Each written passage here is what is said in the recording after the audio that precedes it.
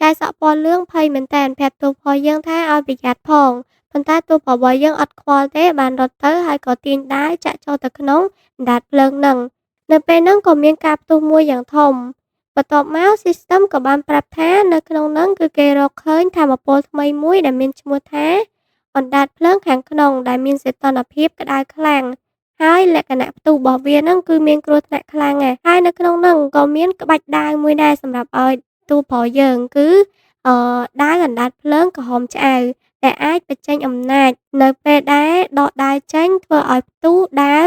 គ្របដណ្ដប់ដោយភ្លើងនិងភ្នែកបន្ទោលទូប្រុសរបស់យើងបានគិតថាក្បាច់ដាវមួយហ្នឹងគឺសមនឹងដាវគាត់ខ្លាំងណាស់អញ្ចឹងគាត់ក៏បាន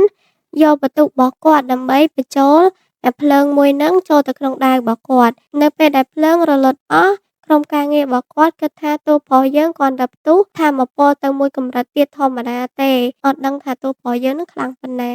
ក្រុមការងាររបស់តួប្រុសយើងហ្នឹងគឺសប្បាយចិត្តមែនទែនដោយសារថាមពលនៅក្នុងរូងភ្នំហ្នឹងឥឡូវបានស្ថិតស្ថេរវិញហើយពួកគេក៏នាំគ្នា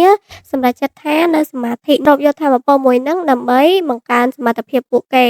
នៅពេលហ្នឹងចៅសក់ពណ៌លឿងក៏បានប្រាប់ថាអូខេឲ្យពួកគេហ្នឹងអង្គុយសមាធិទៅស្រូបយកថាមពលហ្នឹងទៅចាំគាត់មើលផ្លូវឲ្យគាត់ជួយការពារឲ្យចឹងណាប៉ុន្តែក៏មានមនុស្សប្រុស3នាក់បានចូលមកក្នុងរូងហ្នឹងដែរម្នាក់ហ្នឹងខ្វាក់ភ្នែកមិនចាហៀងហើយភ្នែកឡើងក្រហមអា3នាក់ហ្នឹងមើលទៅឆ្លើយមែនតើ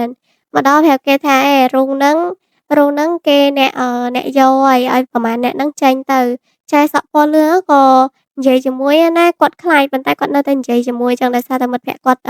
សមាធិអត់ទាន់ហើយប្រាប់ថាពួកគេមកកន្លែងហ្នឹងមុនអញ្ចឹងហើយចង់និយាយចរចាប្រាប់ថាចាំពួកគ្នាគាត់ហាត់ហើយចាំឲ្យអាប៉ិភ្នែកមួយហ្នឹងហាត់ប៉ុន្តែអាប៉ិភ្នែកមួយហ្នឹងអត់ស្ដាប់ហេតុផលទេចង់យកហ្មងដោយសារតែគេអាងថាគេខ្លាំងណាគេអ្នកខ្លាំងប៉ុន្តែពេលហ្នឹងតួប្រុសយើងដើរចេញមកហើយធ្វើមុខឡើងមើលហ្មងដើរទៅដល់ឈរពីមុខហើយនិយាយថាតនេខ្លាំងម៉ែបានមករករឿងគេហ្នឹង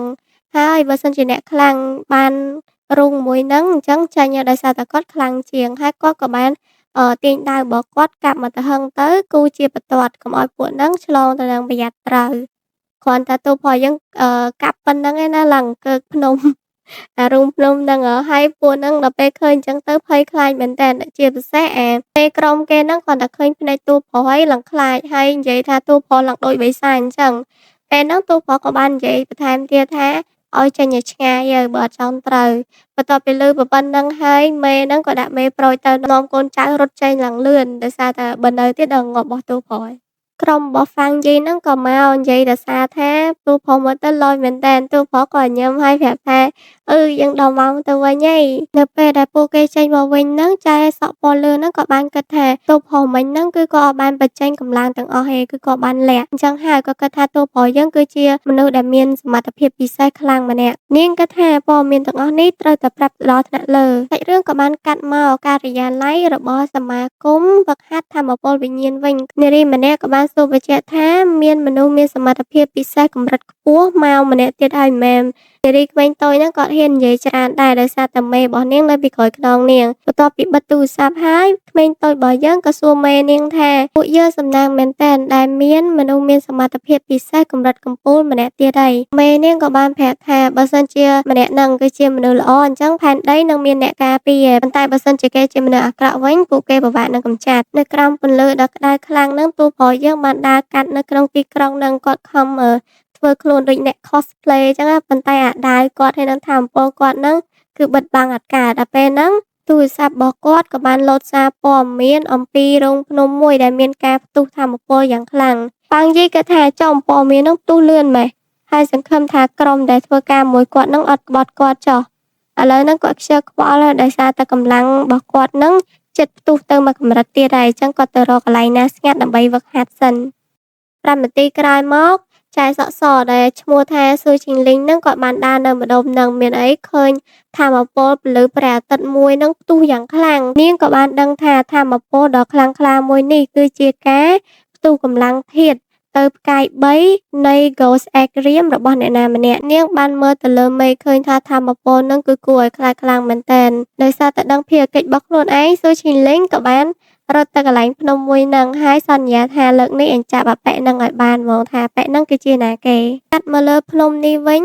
តួផលរបស់យើងក៏បានអង្គុយសមាធិប្រមូលផ្ដុំថាមពលរបស់គាត់ ថាមពលពន្លឺពណ៌មាសជាច្រើនក៏បានរុំព័ទ្ធខ្លួនរបស់តួផលយើងក្នុងទម្រង់ជារូបរាងផ្កាយហ្វាំងយីក៏នៅបន្តអណ្ដែតនៅលើអាកាសសមាធិដើម្បីព្យាយាមទប់កម្លាំងដែលខ្លាំងមួយនេះឲ្យវាចូលទៅក្នុងខ្លួនរបស់គាត់ដើម្បីគ្រប់គ្រងថាមពលមួយនេះនិងព្យាយាមបង្កើតពូថៅពណ៌មាសយ៉ាងធំមួយសួយឈីងលីងបានរត់មកដល់ហើយឃើញថាមពលដ៏សាហាវព្រៃផ្សៃនឹងហើយក៏គាំងនៅមួយកន្លែងដោយសារតែនាងអនឹកស្មានដល់ថា